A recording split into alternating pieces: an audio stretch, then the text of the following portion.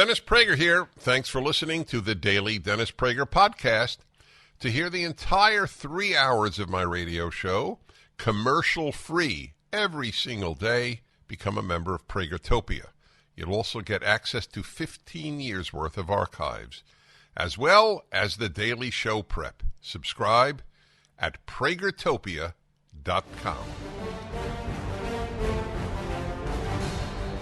Hi, everybody. Dennis Prager with you.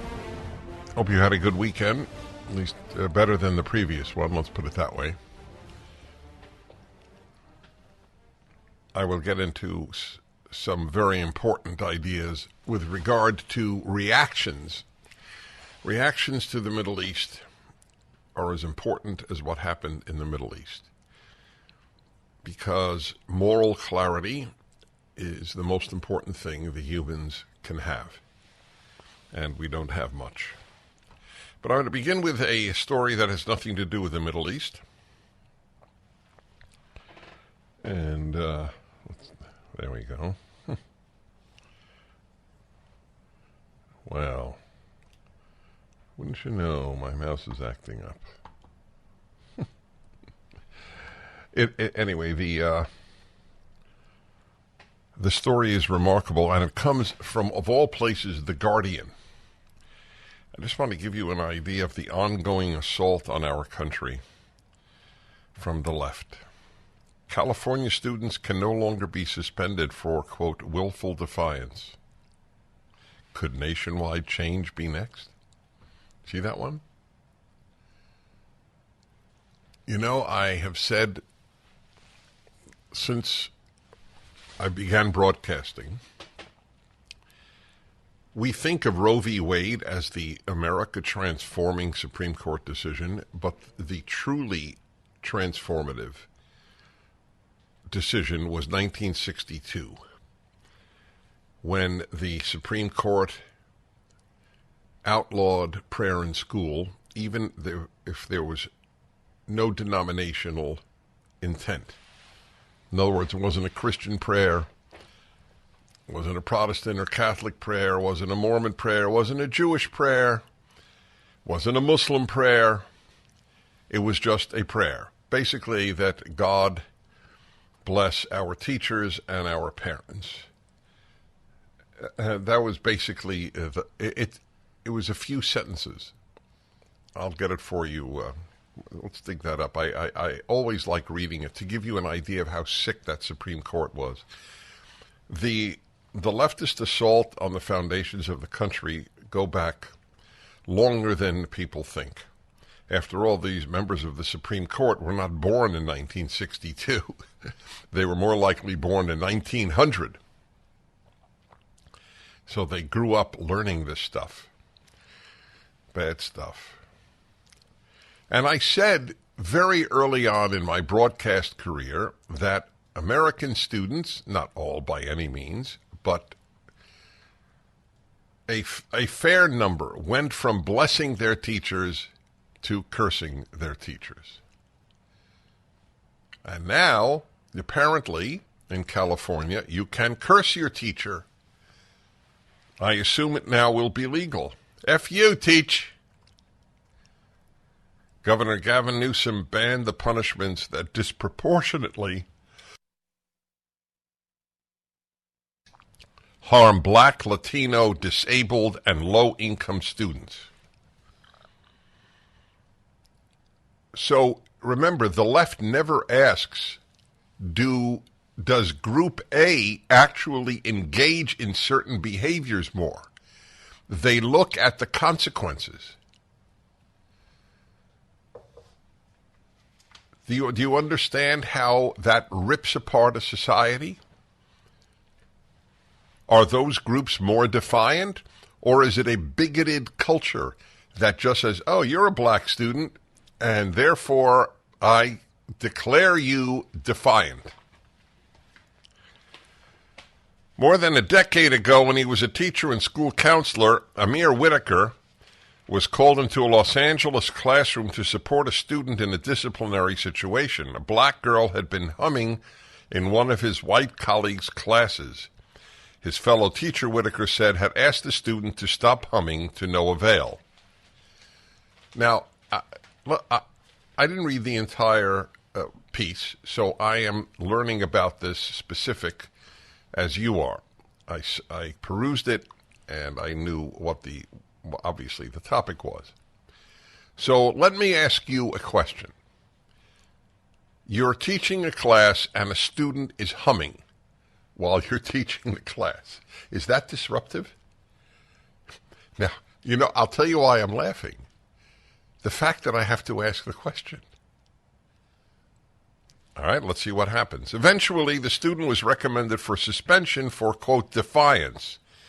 This is the Guardian writing. So obviously, I assume the Guardian agrees with Governor Newsom and the way they are depicting the story, but we'll find out.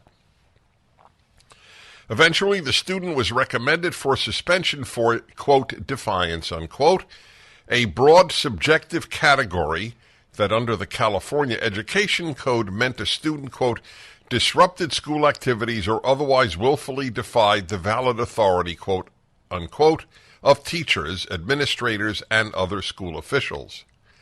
Whitaker later learned the girl hummed to regulate her ADHD.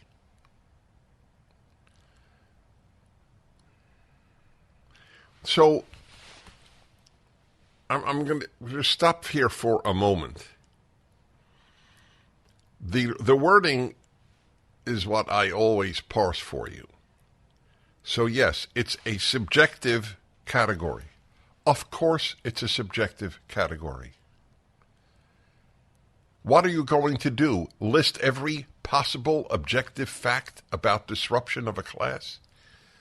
Humming, burping, belching, scratching, moving around, standing up and down. I mean, can a list ever be made like that? The girl had ADHD. And therefore what? If a girl with ADHD cannot stop humming in class, then she should be in a special classroom of kids who cannot control themselves in class. If that's the case, if she really can't control it, it controls her ADHD. Which always raises a question in my mind as well. When I grew up, there were no such acronyms. What about when you grew up? You went to class. Every type of temperament went to class, and every type of temperament was respectful in class. You have ADHD, so therefore you could disrupt the class? This is a perfect example of social justice versus justice. This is classic leftism at work. You feel pity for the kid who has to hum, or theoretically does, in order to control her ADHD. So the fact that it makes studying in the class far more difficult for the rest of the class and for the teacher is irrelevant. Irrelevant. Justice is that the child has to either stop humming or go to a special class of ADHD hummers. I'm not being cute, or whatever else they would have to do. That is the way it works. See, this is why compassion works in the micro, but not in the macro. That's today's great lesson about life. Compassion is great and beautiful in the micro on a one-to-one basis. It is not great as a social policy, because by showing compassion to X, you are not showing compassion to A, B, C, D, E, F, G, H, I, J, K, L, M, N, O, P, Q, R, S, T, U, V, W, and Y, and Z. That's the reason you cannot make policies based on compassion. Compassion for Leah Thomas, that narcissistic fraud who says he's a woman and therefore defeats women in women's sports and shows his genitalia in the locker room to the girls. That's compassion. There you go. You can't guide policy by compassion. You guide policy by justice. It is not just to have men who say they're women compete against women in women's sports. If the girl is humming in class, it makes learning far more difficult. You cannot guide general, social, macro policy by compassion. During this break, would you please go to my website and click on the banner for the Coalition of Jews and Christians and make a donation to help the Israelis at this time. It's a banner at my website. Thank you. Mike Lindell has a passion to help you get the best sleep of your life. He didn't stop at the pillow. Mike also created the Giza Dream bed sheets. These sheets look and feel great, which means an even better night's sleep, which is crucial for overall health. Mike found the world's best cotton called Giza. It's ultra soft and breathable, but extremely durable. Mike's latest deal is the sale of the year. For a limited time, you'll receive 50% off the Giza Dream sheets, marking prices down as low as $29.98, depending on the size. Go to mypillow.com, click on the radio podcasts square, and use the promo code Prager. There you'll find not only this amazing offer, but also deep discounts on all MyPillow products, including the MyPillow 2.0 mattress topper, MyPillow kitchen towel sets, and so much more. Call 800-761-6302 or go to mypillow.com and use the promo code Prager. I call on you, my friend. I call on you, my friend. This is, I will get to the Middle East, which I have been covering. I did every hour last week. It is a huge, huge issue, and for obvious reasons, and for some not obvious reasons. However, there are other things taking place, and this is one such. So now teachers will not be able to suspend students. I wonder, will they be allowed to throw them out of class? It doesn't seem to say. For disrupting the class, okay? The term is willful defiance. So the first example was a student. She kept humming, and she was asked to leave the class, or told to leave the class. I hope told, not asked. But she claimed the school or the authorities or the parents that she had ADHD, and she hummed to control her ADHD. So tell me if this is an unfair analogy. There is a kid in class with Tourette syndrome, and he just keeps screaming out curse words. Will he be allowed to be dismissed from the class? That's a disability. And if he's a minority, a racial minority, so he has two of the categories checked off. After all, if your guidance for policy is compassion to the individual rather than to the group, you don't ask what is just. You ask, how can I treat the individual with compassion? Then he should be allowed to sit in there and curse with some degree of consistency. Does my heart break for a kid with Tourette syndrome? Yes. That's beside the point. It is beside the point. Teachers, they say, are now depressed about the state of their education. I blame them almost all because they're members of teachers' unions. The teachers' unions have crushed education. Don't tell me you're a depressed teacher. You're a teacher who's depressed if you're a member of a teachers' union. I'm sorry, okay? That's not even an issue of compassion. That's an issue of I have retained my sanity. You have joined the most destructive force in American education and then complain about the state of your school? Sorry, I don't buy it. You bought into it? You and Chicago Teachers Union, didn't you buy into it? Threatening to go on strike if classes were resumed because you're either hypochondriacs or I don't know what, when it was the most indefensible medically and pedagogically policy, closing schools. So there's another example that this article gives. Yes, let's see now. Years later, in 2021, they're writing about this school counselor, Amir Whitaker. Whitaker found himself in a similar situation. He had since become the senior policy counsel for the ACLU of Southern California, a man who obviously has a broken moral compass. The ACLU is as destructive as teachers' unions. And was asked by a black family, needless to say, The Guardian capitalizes black, to intervene at a different school where their young relative had been disciplined. You ready? You'll really love it. For drumming at his desk. He was playing his desk as a drum, or maybe he had an actual drum, I don't know. Quote, "The school's initial response was still punitive," Whitaker said. Oh, you shouldn't punish a kid who is drumming during class. You should thank him for providing a musical background. School's initial response was still punitive, Whitaker said. With some conversations, we were able to redirect. That's another left-wing word. Did you ever use redirect in your life? Yes, I have. No, I'm not sure I have. I was thinking, have I redirected my route using GPS in another city? All right, anyway, we were able to redirect.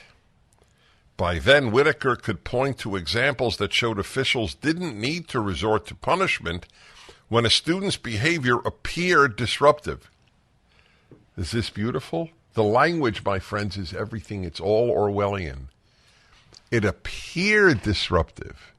That this kid was drumming at his seat appeared disruptive. It wasn't disruptive.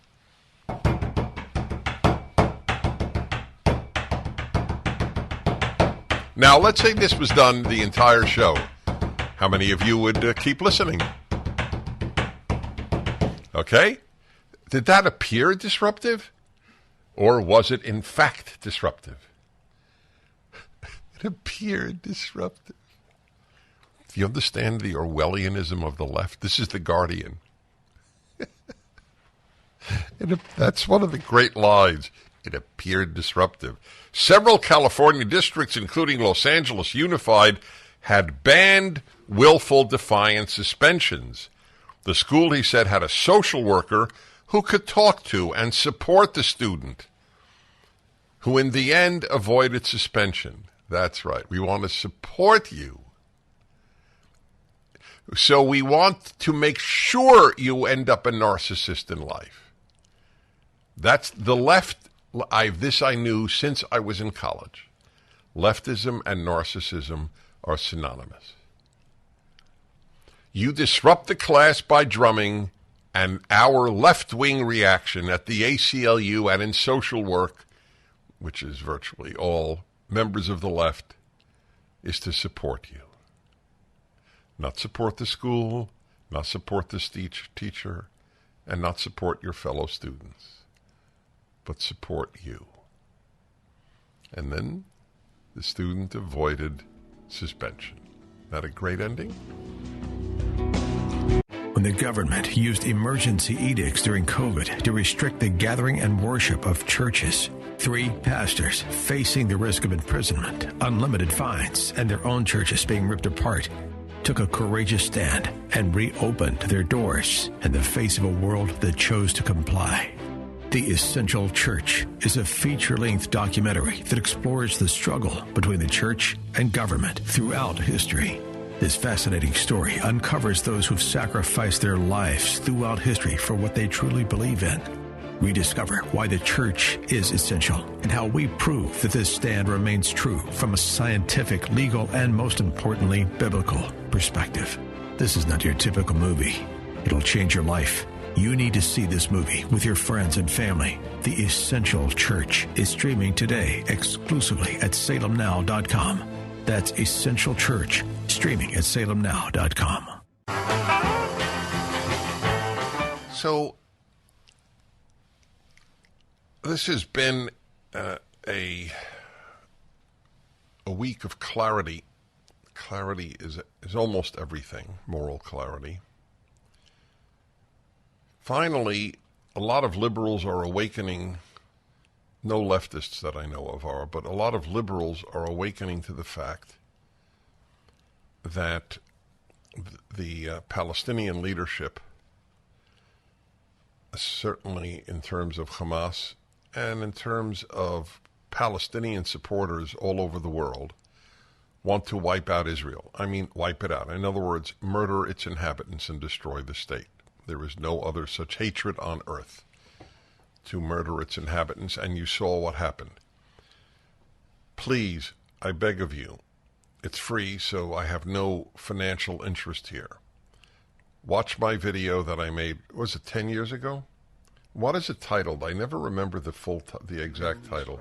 The Middle East Problem? Can't get more direct than that. The Middle East Problem. And everything I said is now obvious. I never, or I attempt to never exaggerate. When I said the theme was, you want to understand the Middle East problem, the conflict, it's called the Middle East conflict? No, what is it called? The Middle East, yeah, that's interesting. I really understated it. The Middle East problem. You want to understand it? One side wants the other side dead. That's the Middle East problem. Now you can all go home. So, a fair number of liberals, I don't know how many, but some prominent ones have awakened. I read all over the internet. I thought the pro-Palestinian side was just pro-Palestinian. In fact, they want to wipe out the Jews of Israel and wipe out Israel. Well, that's been a wake-up call for some. Incidentally, having mentioned my video, how many videos PragerU put out on the Middle East? Do you have any idea? A dozen? Many more than that. More than that. Okay, they're all 5 minutes. Do you know, did you see what was sent to me? Lawrence Peck sent this to me. That the Israeli embassy in Seoul, Korea, put out with Korean subtitles one of the PragerU videos on the Middle East. It's a video by the commander of British forces. He's a major British army officer. And he said his video is that Israel is the most moral army in the world. So the Israeli embassy in Seoul, Korea put it out with subtitles, the PragerU video. If you want to understand the Middle East, and at least as important, have some young people in your life understand it, watch the PragerU videos on the Middle East. Brett Stephens of the New York Times gives one of them. Alan Dershowitz, the Harvard emeritus professor, gives one of them. What is he a colonel in the Yeah. And what is his name? I love the guy, but Richard Kemp. Richard Kemp. I give a couple of them. Where's the new one on what is Zionism? Isn't that with Joseph Telushkin or that? No, not with him. With C.J. Pearson. C.J. Pearson, the latest one. Zionism, why all the controversy? Zionism, why all the controversy? Yeah, it's all at PragerU.com. This is the stuff that they don't want kids to see. All the teachers' unions, the entire left. They don't want kids to see these things. Wow, we're corrupting the youth by telling them the truth about the Middle East. Yeah. Anyway, see those. So one of the clarifying things that I'd like to offer is about some of the slogans used that need to be analyzed. For example, the comment that all the children are precious, Palestinian and Israeli. What does that mean? Why is it said? That and the cycle of violence, two very common statements made, but they are either meaningless or actually serve a less than noble purpose. I'll explain. Analyzing some of the statements that are made that are at the very best useless and at the worst harmful. So I'm thinking of two of them that we're just entering another cycle of violence. Let's get that cycle of violence, and that's what it is, right? Cycle. That's the word that they use. Yeah, and the other one is all the children are precious. Okay, so they're very different phrases, but they amount to the same thing. Generally, not in every case, but generally, that there is a moral equivalence between the two sides. Did anybody during World War II talk about the cycle of violence between the West Germany was part of the West. It rejected Western civilization, but it's part of the West. Anyway, did anybody speak about the cycle of violence between the U.S. and Japan? Well, there you go again. You're bombing this island in the Pacific. Well, then, by golly, they're going to bomb us. Nobody said that. They would have been regarded as moral idiots. Cycle of violence? No. There was an evil known as the Japanese fascist regime, known as the German Nazi regime, and they had to be destroyed. Nobody spoke about a cycle of violence. Nor did they speak about that all Japanese children and all German children are precious. Of course, that's true. But what point are you making? And therefore what? Every statement we make in life has a therefore. What's the therefore? So yes, Japanese children are precious. That is a given. They are as precious as an American child. That is a given. Therefore what? German children were also precious. Therefore what? What is the upshot of that statement? That therefore we should not bomb Germany or should not bomb Japan? If we didn't bomb Japan, about 1 million more people would have died because the Japanese were committed to fighting to the last if the actual islands of Japan were invaded. It was the 2 atom bombs that ended the carnage. It is a tragedy that so many people died. By the way, more people died from regular quote-unquote bombing of Japan than from the atom bombs. Very few people know that. Is it relevant? I think it's somewhat relevant. But an atom bomb, totally understandably, is what rivets our attention. I understand that. So in retrospect, and now we can have retrospect because it's 80 years since the war. So in retrospect, would it have been better to have slaughtered, I take that back, killed far more Japanese than died in Nagasaki and Hiroshima by having a prolonged World War II? I don't think so. By any humane, rational, moral consideration, not to mention the number of American troops that would have died, the staggering losses in the Navy, Marines, Army, Air Force. They started the war. Every Japanese civilian who died That blood was on the hands of the emperor and the scum who ran the Japanese government. Every German who died, the blood was on the hands of the Nazi regime, for whom a third of the German people voted. By the way, only a third. 2/3 did not vote for the Nazis, incidentally, in the last free election of 1932. So I don't know what is the point, therefore. German children are also precious. Therefore, Japanese children are also precious. Therefore, what is the therefore?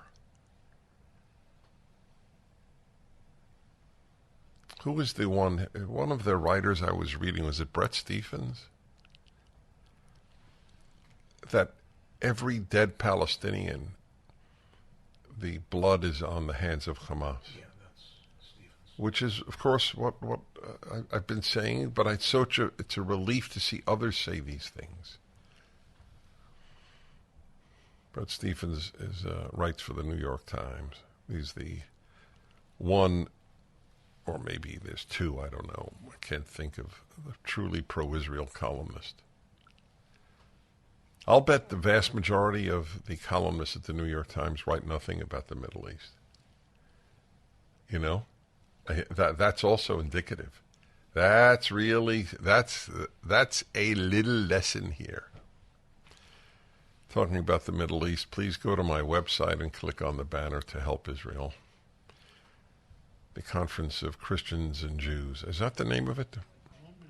What is the actual name of the group? It's obvious, the banner, but I want to give you the exact proper name here. I know it's IFCJ. Is it International? It would help if they put it in here. Yeah, they did. International Fellowship. That's the word I was missing. Of Christians and Jews. The banner is up at DennisPrager.com. They lost an equivalent to about 35,000 people, put in American terms. Imagine if 35,000 Americans had been murdered in one day. Family after family. We'll be back in a moment. I'd like to tell you about something that speaks to the very core of our values as Americans, a veteran-owned company on a mission to make a real difference in the lives of our military members. Talking about Pure Talk. Our veterans gave everything to protect our nation, and Pure Talk understands the sacrifices they've made. They've set an ambitious goal to eliminate $10 million in military debt by Veterans Day, and they need your help. When you switch to Pure Talk's lightning-fast 5G network, they'll donate a portion of every new order to this cause. You could make a real difference just by choosing this wonderful cell phone service. And Pure Talk's plans start at just $20 a month, offering unlimited talk, text, more data, and a mobile hotspot. Just dial pound 250, pound 250, and say the keyword Dennis Prager to make the switch. Dial pound 250 and say Dennis Prager to switch to Pure Talk today. Hi, everybody. Dennis Prager here. I have been talking about the horrors of the Middle East, the attempt to murder every possible Jew they could find in Israel, and the whole situation for a week. My producer felt, and I have agreed, that it's okay to take a break from that. And I think it's important, as I deeply believe, you have to live a full life. You have to do what you can do to fight what is bad. And you also have to laugh. Otherwise, the bad guys win. That's a very big lesson in my life. If I despair, the bad guys win. I'm a big believer in that. So I couldn't think of a better detour from sadness than having people I adore on with the 50th anniversary of one of the truly iconic American films, Airplane. And I have all three. Are you the three writers? Are you? Is that the title? Writers and directors. And directors. That's fascinating. That's a lot. That's a lot. You three, and I'll say who these three are in a moment. You three are as iconic as your movie. I just wanted to say that. The three are the Zucker brothers, David and Jerry Zucker, and Jim Abrahams. The three of them. You guys got together originally in Milwaukee. Was that true? Right. All of you are from Milwaukee? We were all from Milwaukee, and by You want to coincidence, go, yeah. Jerry and I were brothers, and we Were. At the time, Were. Yeah, yeah. we were. I At see. the time. We outgrew that. Nothing lasts forever. So, and we got together with Jim Abrahams, and the Abrahams family and the Zucker family were really close friends. Our fathers were business partners in Abrahams and Zucker real estate. And No kidding. Our mothers were close. Our sisters were college roommates. And so the Abrahams family used to come over for dinner, and then Jim and Jerry and I would end up in our basement rec room playing ping pong and joking. So, did all three of you think of each other as funny? Yeah. Yes, you did. Yeah. All three of you. Yeah, we did. Yeah. Yeah. Who's the funniest? Jim. I am. No, it's interesting thing is. Wait a minute. Wait. I just want for the record to be noted. Jerry said Jim, and David said he is. Yeah. That David is. I just for the record, I just thought people should know that. I Jim, know- wait. Jim didn't even answer the question. Well, I think we Jim, know what he well, has to say now. I see. By the way, so they have a book out. When did it come out, guys? October 3rd. God, you really picked a bad week. Yeah. To quit smoking. But it's so worthy of all of your having. We need this in life more than ever. Surely you can't be serious. The true story of Airplane. David Zucker, Jim Abrahams, Jerry Zucker. And it's the beauty is it's filled with illustrations. I mean, We wrote it with you in mind, Dennis. Yeah. I have no Lots doubt of about pictures, that. I'm sure you. were Yeah, able to the get through pictures it. are helpful. Yeah, yeah. That's entirely accurate. I It's expected, important. Yeah, It's go. important to read on the back next to the pricing label. There's a I don't know In if the you back can cover. on Here? the back cover. Oh yeah, go on. Best if can oh read. that is hilarious. Isn't Best that funny? best if read by you best if used by Food. Right, like a food. March 2035. We're giving people a lot of time. Yeah. So there's Yeah. even that, even the barcode is funny. I'd say this: if the barcode is funny, people should get the book. Yeah. I mean that pretty much summarizes it. Is there? I know this is an absurd question, but I'll ask it anyway, because by definition you sort of can't answer it. But I do mean it seriously. How much did you forget? It is 50 years. That's So- why it was a good thing to have three of us, because we did forget a lot, and there were certain things that one of us would say, "Oh, this thing happened, don't you remember?" And the other two would say, "No," And there are also times when we would have conflicting memories, but then we, kind of finally said, "Oh, yeah, no, it did happen this way." And it's an oral history, so actors are contributing, crew, even studio executives, and they're telling stories that we never knew before. Oh, I see. So that worked out on the forget and often issue. they're hilarious stories. And we had no And idea. If there was ever a doubt, we always went with the version that made us look best. better, yeah. Yeah, no, knowing David. Yeah, right. Yes, it's quite, yeah. I wasn't quite the genius behind the whole thing, but, I mean, whatever you, take from the book is up to you. Whose idea was Airplane? It's three. just the three of us did it. Really? It happened. So it wasn't like one day. Oh, let's do Airplane. We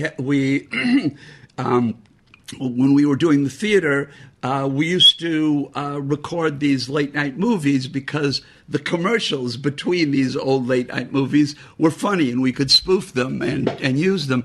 And we're looking at all these commercials, and we see this movie between them called 0 Hour. And it was basically the plot of Airplane. We actually bought the rights to it. And we said, wait a minute, this would make a great comedy. Well, it's Does that certainly... say- Jim, does go that- ahead. Yeah, there's a line in 0 Hour, kind of the iconic line that says, we need to find someone back there who not only can fly this plane, but who didn't have fish for dinner. We just take that literally from the 0 Hours and put it in Airplane. How long did it take you to write and direct and produce it? The first version we wrote took about a year, and then we tried to get financing for it. We couldn't do it, and so John Landis, who saw the show, suggested that why don't you do a movie based on your show? So we did Kentucky Fried Movie, Right. sketches, Right. and that turned out to be a good thing because we actually learned how to direct by watching John on the set. And then we went back, rewrote the Airplane script, and then we started to take it around to studios. Again, turned down by everyone except for one guy, the president of Paramount, whose name was Michael Eisner. And he said, well, maybe this could be a good idea. And so he had us into the studio for a meeting, and we were at Paramount. But that was years. That took years before we finally got to Paramount. Yeah, It took years. 5 years. Yeah. It was 5 years. You had a script for 5 years. Yes. A script that turned into one of the most successful movies ever made, and nobody would touch it. What did they ever give a reason? It's not funny, guys. You have to understand. You can see a movie that's great or terrible, and you say, "Why did the studio do this or not do this?" But it's much harder to tell at the beginning when you're just looking at a script and the cast, and of course nobody got the idea of casting, casting this with straight actors and who would pretend that they didn't even know they were in a comedy, and that was a really hard thing for studios to understand, and that was our driving principle. That's why we insisted on directing it, because we wanted that the way we were going to play it. But it's in general there's tons of movies in Hollywood that people are surprised that did great or surprised that failed. It's not easy. Were you confident it would succeed? Yeah, we were. All three of you? Yeah. All three of every minute. So were you frustrated for 5 years? I was the most frustrated. Is that true? Yeah, Jerry and Jim talk about it in the book where I kept trying to hang myself or whatever, because we were rejected unsuccessfully. And Jerry and Jim are saying, well, look, Jim was living on the beach and Jerry was having fun doing the theater. But what did you do for an income for 5 years? We ran the theater. We had Kentucky Fried Theater. And was that here or Milwaukee? That was in Los Angeles on Pico Boulevard. And we did a show called My Nose. And we called it that so our LA Times weekly calendar listing read, My Nose runs continuously. Oh, God. After 3 years, did it occur to any of you this may never be a movie? No, we didn't. We just thought people didn't understand it, one thing or another, but we're going to do it because we knew it was like, we had machine guns in the Civil War. We had the goods. We had something that was so new and different, and we believed it was going to be funny and it was going to be successful. And that's why people ask us, were you surprised when it was a hit? Well, we weren't, because we kept trying to convince people this is going to be a big hit. What was surprising All right, that, tell us in a moment. Okay. I want to tell everybody, the book is up at DennisPrager.com. We're taking a break from the world news. Surely You Can't Be Serious is the name of the book about airplanes. Pretty good, huh? You guys couldn't do that. I know. If they say Jerry Zucker, nothing happens. I just want you to know that. I'm not so sure about that. That's a good point. Well, after this book, then maybe people sit up and listen. Yeah. Dial #250, say Dennis Prager, and save a lot on your phone bill. I decided that we need a break from the darkness of the world, and I can't think of a better one. I know the Zucker brothers many years. I adore them, and it's really a joy to have you. I don't know Jim as well. Jim Abrahams, Jerry Zucker, David Zucker, they both wrote and directed the film. It took them 5 years. So here, when I say the film, so everyone of your generation, my generation, knows Airplane. I mean, it's maybe the most famous film of the last 50 years. There is an argument to be made. You don't even have to assent or differ. What would you say, Alan? It's definitely up there. It's- I mean, Godfather, a few others. Oh yeah, Godfather. Okay, that's fair. No, you're right. That's true. Which was hilarious. Yeah, I mean, hilarious, yeah. Godfather's. You're just rolling in the aisle during Godfather. About comedy. But on comedy, certainly. You, yes. you know, when the studio wanted to do a sequel to Airplane, and we really didn't want to do another movie in an airplane, but then we thought, what if we do Airplane 2, The Godfather? We really pitched that to Paramount, and you know, the idea is Bob and Julie come home from having landed this plane and done a great thing, and their family is like the mafia, you know, and then we do a whole That's a Godfather great thing. idea. The idea They is- Paramount loved it, Really? wanted to do it. Yeah. Francis Coppola said no. And They as had I to say in ask the his- book, Well, everyone I would have been, to admit, I understand. Yeah. I have some sympathy for his viewpoint. Yeah, but he on that. wanted to do Godfather 3. So Yeah. we say in the book, everyone probably would have been better off had we done Airplane 2, The Godfather. Given Godfather Yeah, 3. right. I see. So again, it took 5 years to finally sell it. Was it an instant hit? Yes. Yeah. It wasn't Yeah. something that over time Well, caught on. in those days, movies didn't open at 50 million or 20 million in dollars, and it opened well, and then it just kept going, and ended up to be, I think it was the second highest grossing film of the year. Well, But domestic and international combined, it was on its first release was 160 million. 80. Interestingly, Go ahead, Jim. Oh no, I- 60, right. Jim is breaking up, guys. I'm sorry to say. even Paramount, are you hearing me? Yes. Yeah. Okay. Even Paramount, even though they greenlit the picture and we started shooting, they weren't sure of what they had. And the first day's dailies was actually a couple scenes from the cockpit where Leslie Nielsen says, "I am serious and don't call me Shirley." And really, it wasn't until they actually saw that scene filmed with a serious actor that Paramount really got what we were doing. And at first, people were reluctant to come to dailies, but as the shooting progressed, more and more people came and were told that, you could barely get a seat in dailies as the filming progressed because everybody wanted to see it. So it even took them, the financiers of the movie, a while to understand exactly what we were doing.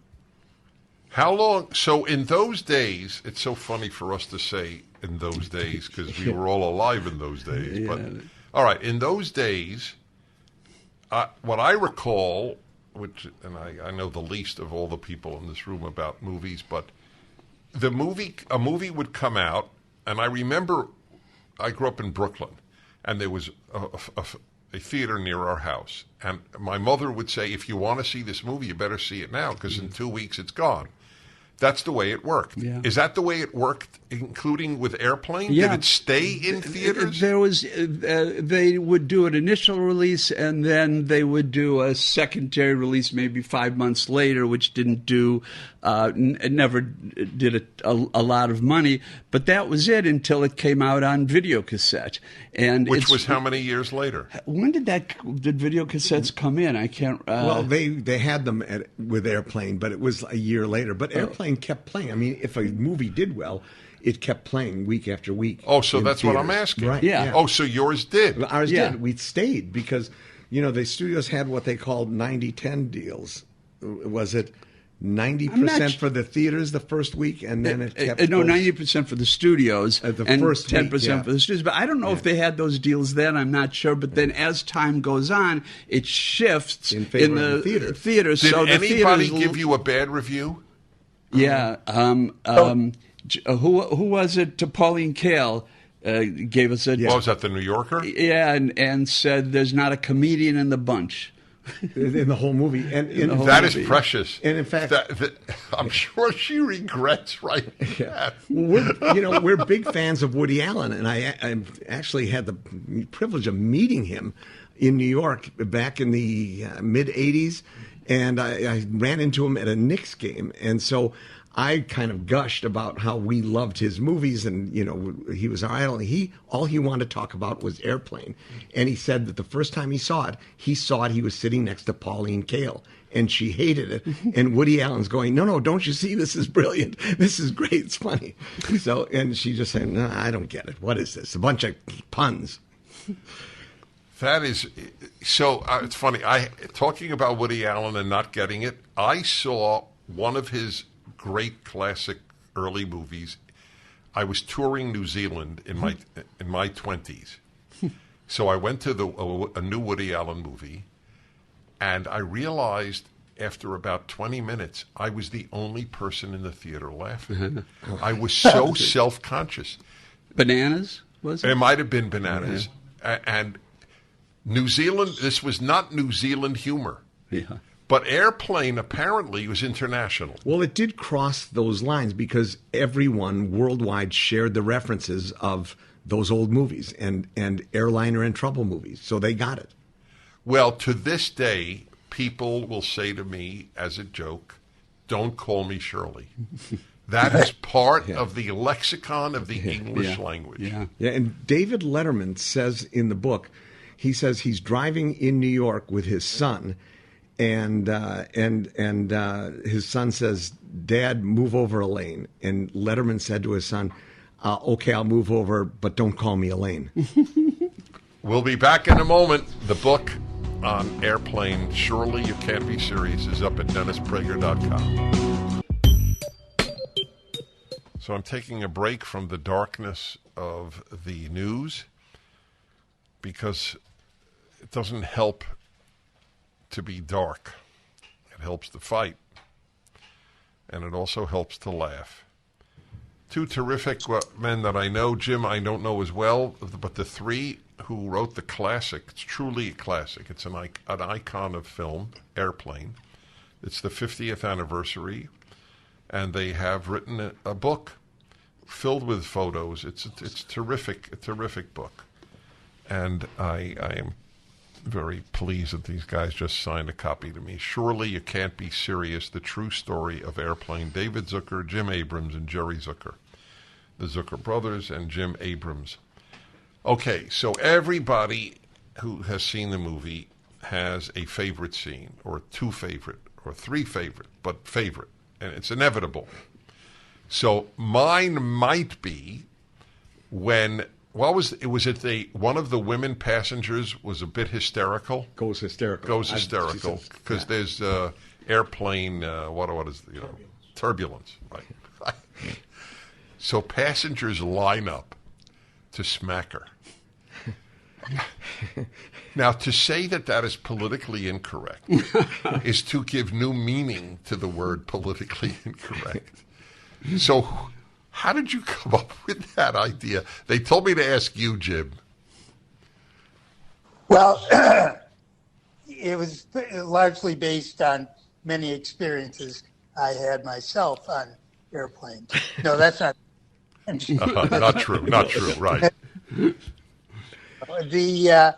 There was actually we patterned, as I think we explained, a lot of the movie from a 1957.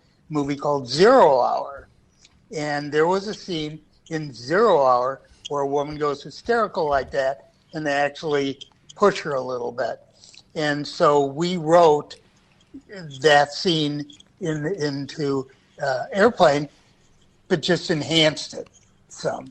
Yeah, And it does look enhanced. So yes. in 0 hour, a couple. I think the one passenger comes and shakes her and says, calm down, it's okay. But we had 3 people shake her and saying, and then the lady who played this hysterical woman suggested, why don't you have them slap me? And so Jerry and Jim and I said, all right. I fine. love her. I love that. She came up with that. That did it. So the first Yes. 2 slapped her and went on, and Leslie Nielsen, when he slaps her, and then when he's tapped on the shoulder to say, doctor, you're wanted up front, he slaps her again before he leaves. And I don't know if Leslie came up with that. It was Leslie. That was actually Mel Brooks' favorite joke in the movie. The second slap. Why didn't you put that in the book? Yeah, why didn't you put it in the book? All right, volume 2, the 50th anniversary of the book. You'll do that. Yeah, I thought it would be socially inappropriate.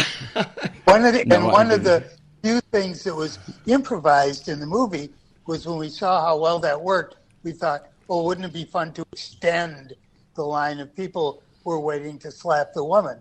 And so we said to the prop guy, do you have any props that these people could? And he ran out to the prop truck and he got a whip and a bat and a gun. And we extended the line of people who were waiting to hit her. That's what I remember. Yeah. So that's I'm so curious. Do you remember that actress? Yeah. Yeah, Lee Terry. Lee Terry. No, Lee Bryant. Lee Bryant. Lee Bryant. And I think she actually did the commercial on TV about Jim never has a second cup of my coffee. She was actually, and we spoofed that, in Airplane. Did you get friendly with any of the actors? How do you mean, Dennis? I mean that certainly in those days you could get away with that kind of thing. Right, and Jerry usually did. You're serious? That's an issue today? No, I'm not being cute. You mean because why is it? Is it a form of harassment that you do? Well, no. In general, the whole Me Too movement, and they're very careful now. Even in a sex scene, they have to have someone. What do they call it? There's some name for someone who has to be on the set and breast wrangler, who supervises or whatever. It's just people are much more sensitive to touching, and so it has. I don't think it's made a huge difference in making a film. It's not like everybody has to. I mean, Hollywood tends to be a very huggy, physical group. Well, I would think though. Did they enjoy making the film? The actors loved it. Yeah, everybody had a good time. Yeah. Yeah. So Jim, I have a question. This is really, it's almost gnawing at me. Humor is very hard, or let me put it in better English. It is very hard for humor to transcend generations. So when we come back, I want to know if you guys know how young people react to Airplane. Back in a moment. The book is up at DennisPrager.com.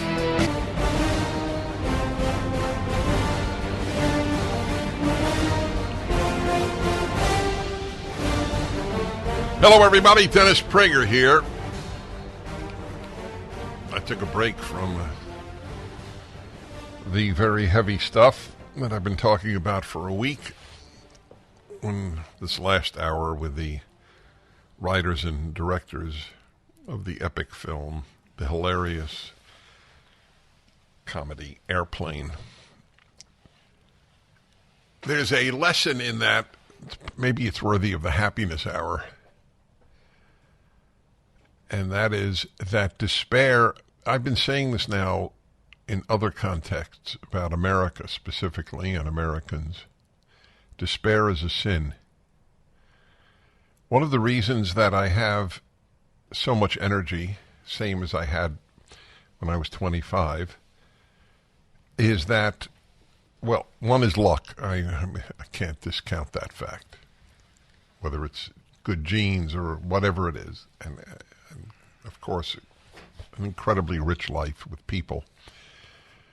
But one of the reasons is that I don't allow myself to despair. And it has been a very big blessing in my life, and you can't either. if I were broadcasting in Israel, I think I would say the same thing to Israelis. It is, remember, it was the greatest number of Jews killed in one day since the Holocaust. And not many days were that many Jews killed in one day. It's now up to 1,400 killed solely because they were Jews. There has been, I think, some degree of awakening on the part of some liberals as to the moral state of the left, which has been virtually 100% supportive of Hamas.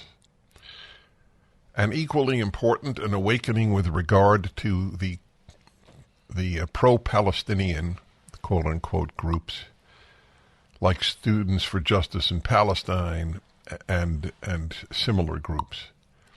These are genocidal Nazis. That's all. If you understand that, what is it? Students for Justice in Palestine, right? It's morally speaking, and even literally speaking, it's just a Nazi group. It wants to wipe out the Jews. Okay, just know that. And if you're a member of it, every Jew who cares about Jewish survival regards you as a Nazi, and correctly so. I never use the term ever, ever, ever.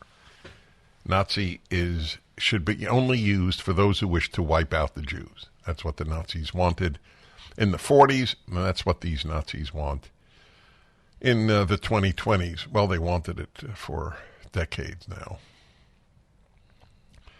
Just remember, please, Israel is the size of New Jersey. It's a Jewish state in the middle of Muslim states. That's its offense. It has nothing to do with territory. When Jordan occupied, if you will, the West Bank, there were no shouts of rebellion against Jordanian occupation. Why not? Because Jordan is fine. It's Arab and Muslim. But Israel is not fine. It's not Arab and not Muslim. And therefore, its people and its country must be destroyed.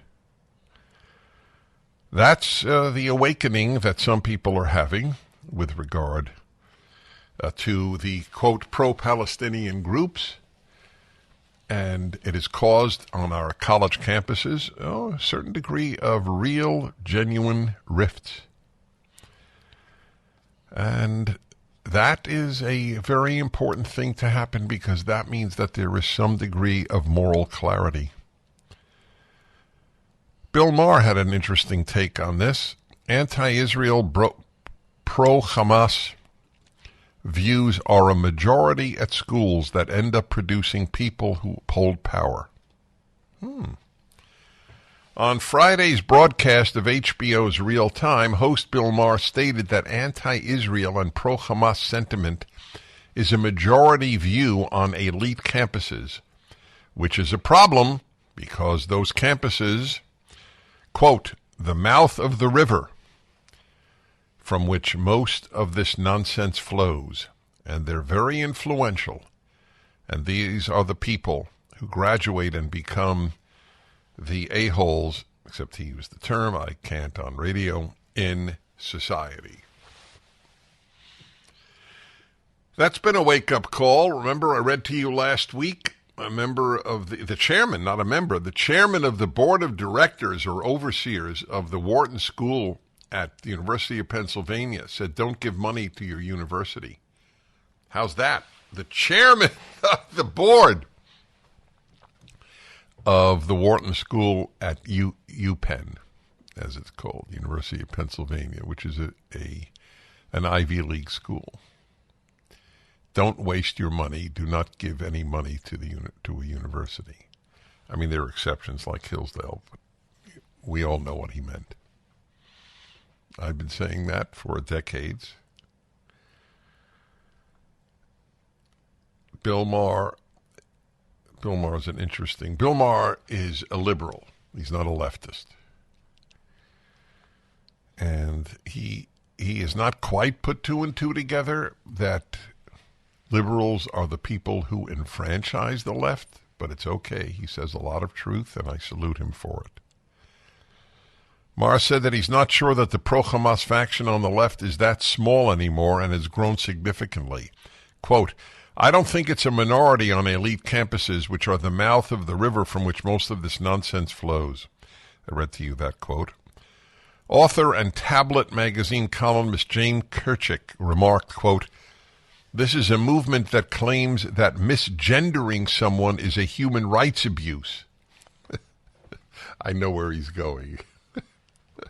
And cannot tolerate a federal judge speaking at Stanford, and that his speech is a form of violence. These same people are now outside protesting, calling for the wanton murder of Jews. This is a disgusting ideology. Bill Maher agreed on this point. Yeah, isn't that something? I told you, the left, this is what you... I was so right on this issue for so long. When you don't fight real evil, you make up evils to fight. That is what the left is about. No, they don't fight Hamas.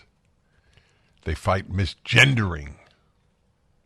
A term which, by the way, is so new, an evil that is so new, that 5 years ago, no one would have understood what I said. Isn't that astonishing? Everybody understands the term now. 5 years ago, it wasn't even a term. Misgender. They would think it was, I don't know, some competition, the misgender contest. Who's going to be elected misgender this year?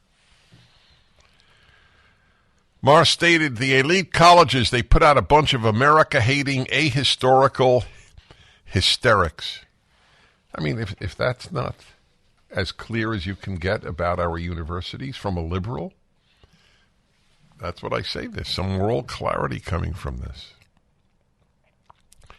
College students siding with Hamas is like college students during Vietnam siding with the soldiers who perpetrated the My Lai massacre. Very, very interesting. So I have a question for you listening. Yeah, I just thought to do this. This will be very important to me and to listeners. Has any clarification or even rift occurred? We know about rifts on domestic matters. Is there any clarity that has occurred in your extended family as a result of what Hamas did 8 days ago? 1-8-PRAGER 776 877-243-7776. Very curious how this is playing out on the ground. 1-8-PRAGER 776. You got to wonder if you have relatives who go, well, Hamas is just responding to Israeli occupation. Wow, that's a line like the cycle of violence. That's why every Muslim group on campuses blamed the whole thing on Israel.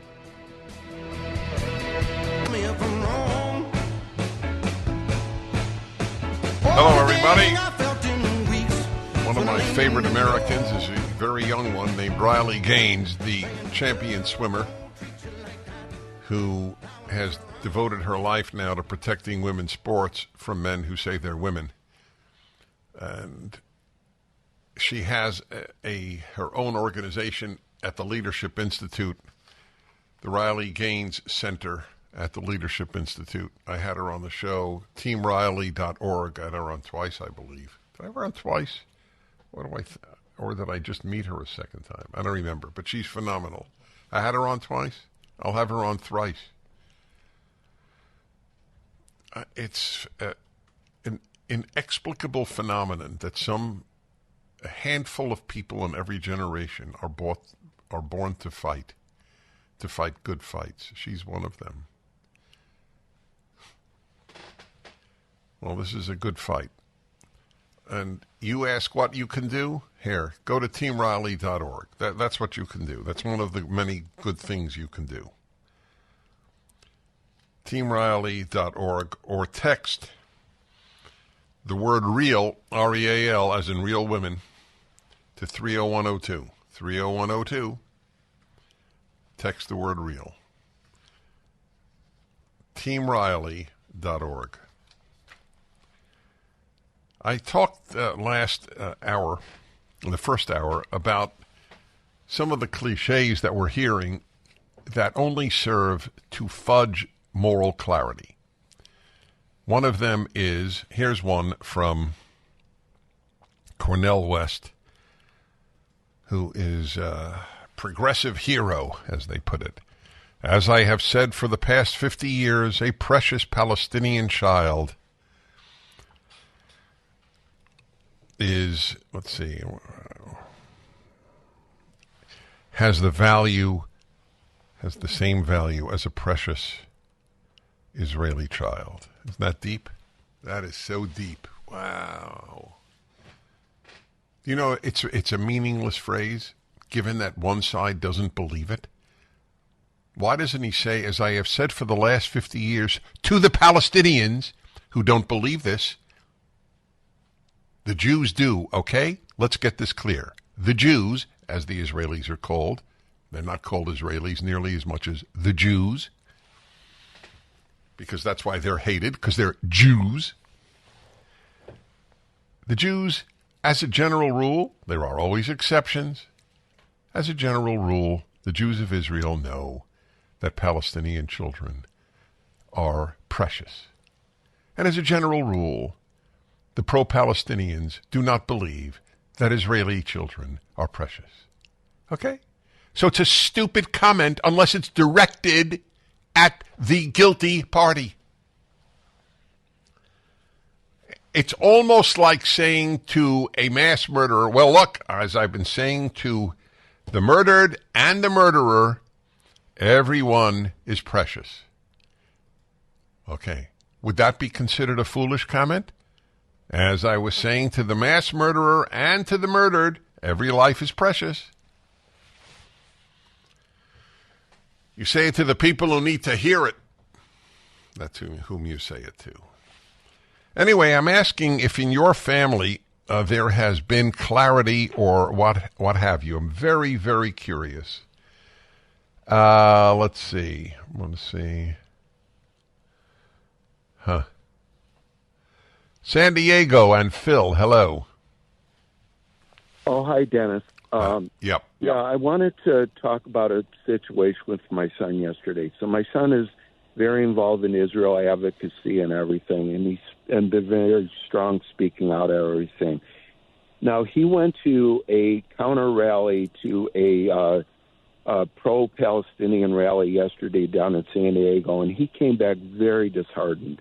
And the reason he was so disheartened is because that crowd was a bloodthirsty crowd of thousands of people, Palestinians, Black Panthers, and LGBTQ. And his group was about 60 people. And he said, Dad, the only thing that kept us safe was the San Diego police in there. He said, I could not believe how bloodthirsty these people were, how crazed they were about everything. Right. Well, let me tell you, last week I played for you folks from Australia at the Sydney Opera House, a pro-Palestinian demonstration where there were two chants. F the Jews. Notice again, Jews, not Israelis. Not that it would have been acceptable, but I just want you to understand the reason Israelis are hated is because they're Jews. So, or not all Israelis are, but for the most part. And the other chant was gas the Jews. Okay. Pro-Palestinian means, in the real world in which we live, it means I want Israel and its inhabitants destroyed. That's what it means. From the river to the sea, Palestine will be free. What is the river to the sea? All of Israel. Western fools, and that's almost redundant, Western fools, especially university professors, believe that it's about quote, the occupied territories, unquote. It is about all of Israel. To every Palestinian. No, there's no such thing as every. To the vast majority of Palestinians and to virtually every one of their supporters around the earth. All of Israel is occupied territory and should be therefore destroyed. But as I've said, again, all of my life, evil is not dark. Evil is so bright, people will not stare at it. And then it's been pointed out to me, Lucifer means light. So it's a very interesting point. Dallas, Texas, Mark, hello. Hi, Dennis. Hi. This last weekend, my friends and I at lunch were discussing if there's moral clarity. My question was, am I displaying moral clarity in differentiating between the Palestinians and the Palestinian terrorists? For example, do people think all Americans are like our president or the Democratic Party, and therefore all Americans are leftist or acting like the Democrats? Well, let me handle the last part, and it'll help the answer. Everybody knows that half this country believes the Democratic Party is ruining America and the West. Half this country. So nobody believes that about all Americans because there's such a vibrant opposition. Where is the vibrant opposition in the Arab and Muslim worlds to Hamas? I'll let everybody think about it while I stay silent. Can't think of much, can you? That's right. Where's the vibrant opposition among Muslim organizations in America? CARE? The biggest one, or one of the biggest? Council on American Islamic Relations? Are they anti-Hamas? Yeah. Okay, let's see here. Talking to you about what are the repercussions in your family. But first, I'm going to go to Israel and talk to a man I have great respect for and affection, Aryeh Leifert. He is a certified Israel tour guide. And by the way, to be a certified Israel tour guide is sort of like getting a PhD in Jewish and Israeli history. I mean that literally. Anyone who goes to Israel and has a tour guide knows they're unique in the world of tour guides. It's a prestigious job in Israel because few people can become one. It's at Israel Insider Tours, by the way. So I highly recommend to you Israel Insider Tours. He's also a senior editor at PragerU. Aryeh is in, what city are you in now, Aryeh, or do you live in? I am, first of all, hello, and good morning to you, Dennis. Thank you. I am just outside the city of Rehovot. And tell people where that is. So that is around 30 to 45 minutes southeast of Tel Aviv, technically closer to Tel Aviv when you factor in traffic, much closer to Jerusalem. Well, we in California understand the concept of factoring in traffic. Yes. Yes, you do. So it's almost a silly question, but I emphasize almost. It's not entirely a silly question. To the extent that one individual can even assess this, and I have no idea what the answer is, because I am a world away in California, or even even if I'd be in Cyprus, I'd be a world away. What is the mood like? Or I'll be more precise. Is it a state of depression or isn't it? No, it's not a state of depression. I think for the first couple of days we were in shock, but I think we are in a state of readiness for the next inevitable stage, which is probably a ground invasion of Gaza. But I think even more so, we have a very determined state. This horrible event has brought together the country in a way that, at least in my 45 years on this planet, I don't remember any time like this. Just as an example, I'm a member of a number of WhatsApp groups where people can volunteer their time and their vehicles to take evacuees, to take soldiers, to take army material from A to B.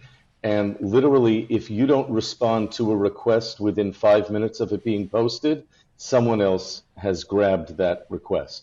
People are stepping up in an incredible way to serve the country. And so that, let me be very specific, that includes the two great divisions, and that is political, left and right, and religious, or even ultra-religious and secular. Is that correct? Yes, I would say so. When it comes to security matters, there is no right, there is no left, there is no center.